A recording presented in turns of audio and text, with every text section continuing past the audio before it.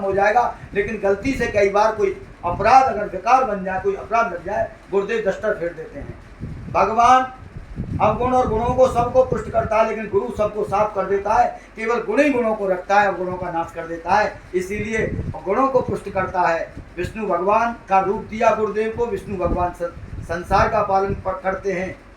विष्णु भगवान संसार का पालन करते हैं और गुरुदेव हमारे गुणों का पालन करते हैं, गुणों को सहेज करके रखते हैं।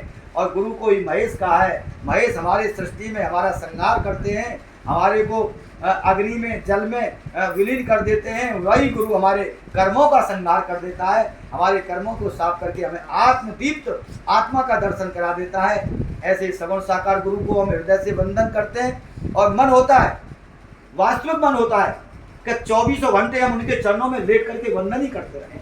किस तरह से वो हमको जीवन जीने की कला सिखाते हैं, किस तरह से हमारे जीवन में मार्गदर्शन कराते हैं, किस तरह से हमें उस सच्चे से मिलाते हैं, किस तरह से हमारे अंधकार को खत्म कर देते हैं। ये कोई प्राणी अगर अपने मन में सोचे क्या गुरु मेरा कल्याण करने वाला है, मेरा नित्य कल्याण करना है, मैं मुक्त हो जाऊंगा, मैं मुक्त अवस्था की तरफ चल रहा हूँ। 24 घंटे अपने आप को गलत तरीके से नहीं पेश आना चाहिए। मैं नीच हूँ, निकम्मा हूँ, नालायक हूँ, ऐसा भी नहीं। मैं उस पथ पर चल रहा हूँ, मैं गुरु के सानिध्य में हूँ। गुरु मुझे मुक्त करेगा, क्योंकि बद्ध जीव, मुक्त जीव और मुमुक्षु जीव तीनों प्रकार के जीव होते हैं। बद्ध जीव हैं जो विषय आसक्त माया में बंधे हुए हैं।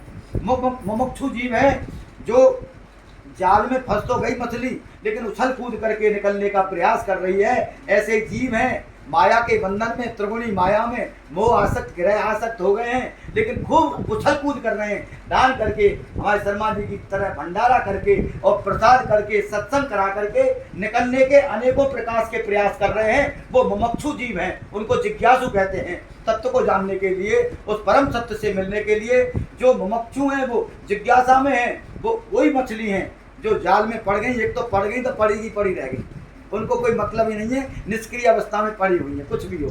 लेकिन जो मछलियाँ जो वास्तव में जागृत हैं, जो मुमुक्षु हैं, वो निकलने के लिए उछल कूद करेंगी। जैसे मनुष्य भजन करके, कीर्तन करके, गुरु का संग करके, सत्संग करके, राम नाम करके, अनेकों प्रकार का कोई भी साधन हो, कभी किसी धर्म पर, साधन पर, कभी किसी पर कोई उंगली नहीं उठाना चाहिए, कभी किसी को गलत नहीं समझना चाहिए।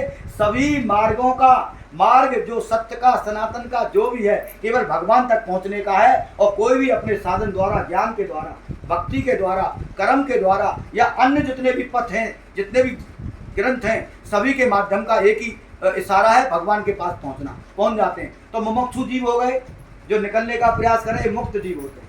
ऐसे मुक्त मछली होती हैं, कितना भी जाल डाल दो मुछारा, वो जाल में फंसेंगे ही नहीं।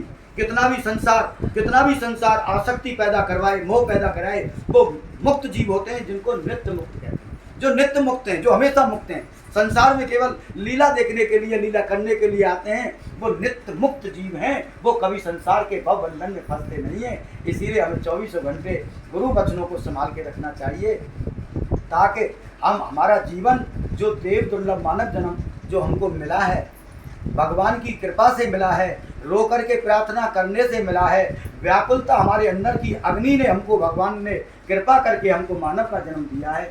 इसके लिए 24 घंटे सजगता से अपनी सांसों को और अपने जीवन को धर्मयुक्त, आध्यात्मयुक्त, जिससे प्रदीप्त हो, क्या ज्ञान रूपी दीपक हृदय के अंदर प्रदीप्त हो, जिससे प्रेम सरोवर बनकर के उस परमात्मा के चरणों के हम अनुरागी बने।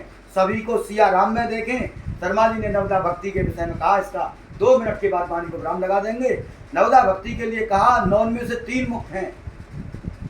ये समझ लीजिए, भगवान की 9 भक्ति ऐसी है जिनमें से केवल एक भक्ति को पकड़ लिया, उस भक्ति में रात और दिन एकाग्रचित मन से उस भक्ति को कर लिया, तो 9 चल करके अपने आप आ जाएंगी। उस प्राणी के हृदय के अंदर 9 भक्तियों का फल मिल जाएगा, 9 भक्तियों में समाहित हो जाएगा। करके देखो, कोई नाम जप करेंगे तो अपने आप सेवा का भाव प्रकट हो जाएगा। नाम जप करेंगे तो अपने आप हृदय के अंदर आत्मा का ज्ञान प्रकट हो जाएगा। इसीलिए केवल ज्ञान रूपी दीपक में आ जाइए, भक्ति योग प्रकट हो जाएगा। क्योंकि सत्य प्रकट होने के बाद तो फिर भगवान का प्रेम है।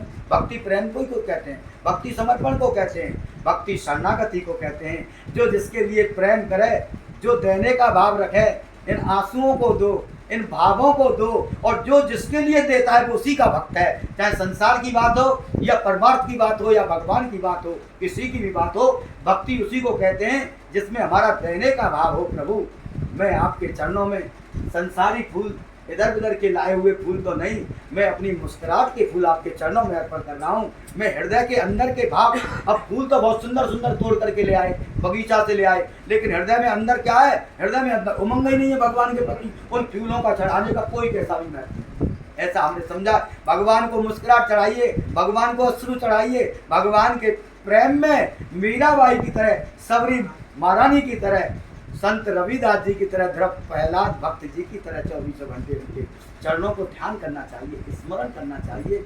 हमें उनका स्मरण हर वक्त बना रहे, ध्यान बना रहे, ऐसे रोकर के ब्रह्म मुहूर्त में प्रार्थना करनी चाहिए।